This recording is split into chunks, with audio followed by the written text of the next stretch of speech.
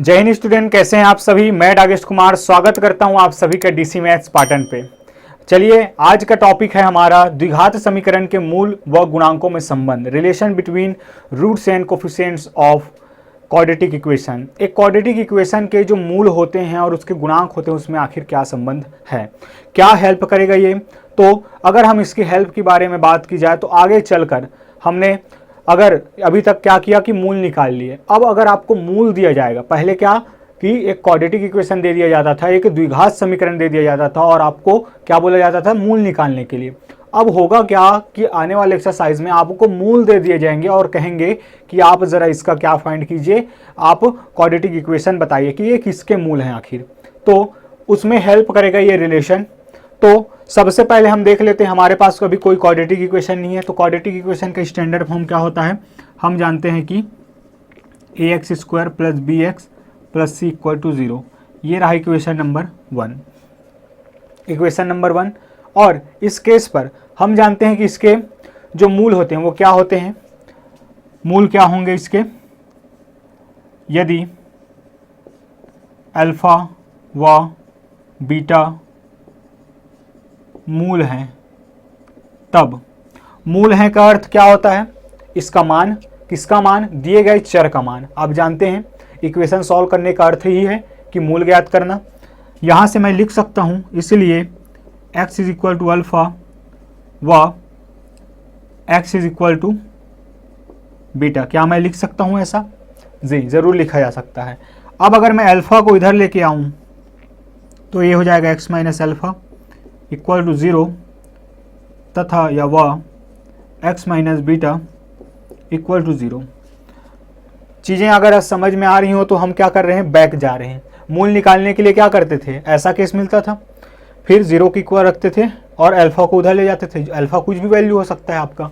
अब इससे पहले ये कैसा दिखाई देता है, ये भी इक्वल टू 0 है, ये भी इक्वल टू 0 है। क्या मैं इसको ऐसे लिख सकता हूँ, x minus alpha into x minus beta. आप कहेंगे सर बिल्कुल लिखा जा सकता है ऐसा। चलिए, अब ये आता कहाँ से था, ये अगर देखें तो ये किसका फॉर्म हो गया, ये आपका फैक्टर का फॉर्म हो गया है। किसका रूप है, ये एक फैक्टर का रूप है। और फिर यहाँ से आपको इक्वेशन बनाना भली भांति आता है और ये आपका रूट है, ये रूट्स हैं। तो अब आगे बढ़ेंगे तो अब अगर हम आगे बढ़ेंगे तो हमें क्या मिलेगा, इसको सॉल्व करने पर एक इक्वेशन मिलेगा। कैसा इक्वेशन, चलिए देखते हैं। तो x का अगर x के साथ मल्टीप्लाई करेंगे तो क्या मिल जाएगा, X square X into minus beta, तो x minus X beta, minus alpha का x के साथ होगा तो माइनस अल्फ़ा x, माइनस और माइनस प्लस और alpha into beta equal to 0। चलिए, दो टर्म है x वाला तो हम क्या करते हैं, एक साथ कर लेते हैं। तो हमें मिलेगा ये X square minus minus sign common लेंगे और x भी कॉमन आएगा, तो ये आ जाएगा alpha plus beta into X plus alpha into beta equal to 0। Alpha into beta equal to 0, equation number 2 ये आ गई स्टूडेंट। और यही होता है आपका मोस्ट IMP फॉर्मूला कि आपको रूट्स अगर दे दिए हैं, आपको रूट्स अगर दे दिए हैं तो क्वाड्रेटिक इक्वेशन बनाने का। अब सर ये अल्फ़ा प्लस बीटा और अल्फ़ा इंटू बीटा क्या है, तो अल्फ़ा और बीटा पता है मूल है। अब आखिर इसमें रिलेशन हमें क्या करना है, दिखाना है। तो कैसे होगा, अल्फ़ा प्लस बीटा लाने के लिए हम क्या करेंगे, ये मूलों का योग कहलाता है और ये मूलों का गुणनफल। हम क्या करेंगे, इसकी तुलना समीकरण 1 से करेंगे, लेकिन समीकरण 1 अभी प्रॉपर तरीके से नहीं है। तो हम क्या करते हैं कि समीकरण 1 से उसका थोड़ा रूप बदलते हैं। तो अगर रूप बदलेंगे तो क्या हो जाएगा, अगर मैं a कॉमन ले लूँ वहाँ से तो ये हो जाएगा a एक्स स्क्वायर प्लस वहाँ b अपॉन a। ये कैसे हुआ सर, तो क्योंकि b अगर अंदर जाएगा, सॉरी a अगर अंदर जाएगा तो यहाँ पे इसके साथ मल्टीप्लाई होगा तो a से a कट जाएगा और b हमारे पास रहेगा।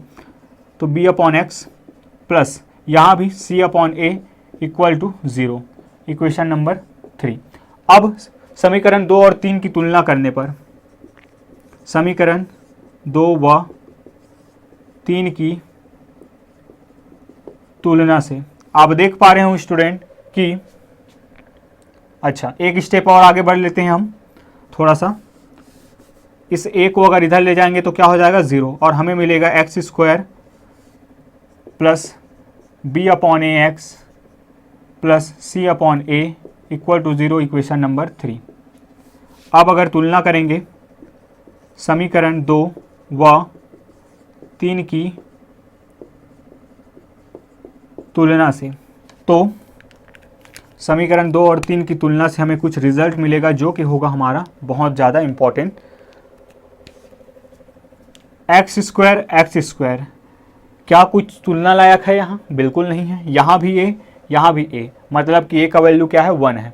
चलिए अब लेकिन यहाँ अगर देखें तो एक्स, यहाँ कोफिशिएंट क्या है इसका गुणांक बी अपॉन ए, किंतु यहाँ क्या है माइनस अल्फा प्लस बीटा। तो यहाँ से मैं क्या लिख सकता हूँ, minus alpha plus beta is equal to B upon A, या इसी को मैं लिख सकता हूँ alpha plus beta is equal to minus B upon ए।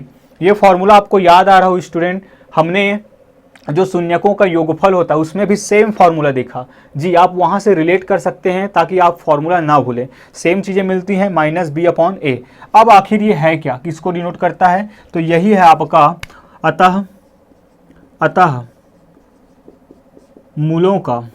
मूलों का योगफल alpha plus beta is equal to, आपका फॉर्मूला निकल के आता है माइनस बी अपॉन ए। बहुत ही इंपॉर्टेंट फार्मूला। और यहाँ देखें तो अल्फ़ा इंटू बीटा अर्थात मूलों का गुणनफल सी अपॉन ए निकल के आता है, तथा क्या हो जाएगा alpha into beta is equal to C upon A, और ये क्या कहलाएगा मूलों का गुणनफल। तो मूलों का गुणनफल alpha into beta is equal to C upon A, दोनों ही फॉर्मूले। और ऊपर से ये तीसरा फॉर्मूला आते हैं इस पर कि क्या कहता है ये फर्स्ट सेकंड। चलिए सबसे पहले इन पर बेस्ड क्वेश्चन हम देखने वाले हैं, उसके बाद आएंगे इस पर। और अब तीसरा आपको, अगर मैं इसको फार्मूला नंबर 1, इसको फार्मूला नंबर 2 और ये रहा फार्मूला नंबर 3 कि यदि किसी द्विघात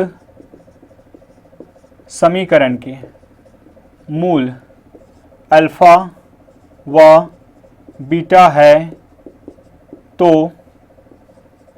वह द्विघात समीकरण होगा। क्या होगा? तो वो समीकरण ये होगा स्टूडेंट। सबसे पहले आप क्या निकालेंगे, alpha plus beta. Alpha plus beta कैसे निकलेगा, माइनस बी अपॉन ए। क्या आप अल्फ़ा प्लस बीटा निकालने के लिए पूरा इक्वेशन सॉल्व करेंगे? नहीं। क्यों? क्योंकि आपको पढ़ाया जा रहा है रिलेशन, इसीलिए ये काम का, बहुत ज़्यादा काम का ये चीज़ है। तो यहाँ से वो इक्वेशन क्या हो जाएगा, वो इक्वेशन होगा x square minus alpha plus beta into X plus alpha into beta. बिल्कुल अच्छे से इसको याद कर लेना है, बहुत ज़्यादा इंपॉर्टेंट फार्मूला है ये, थर्ड के रूप में हम देख रहे हैं।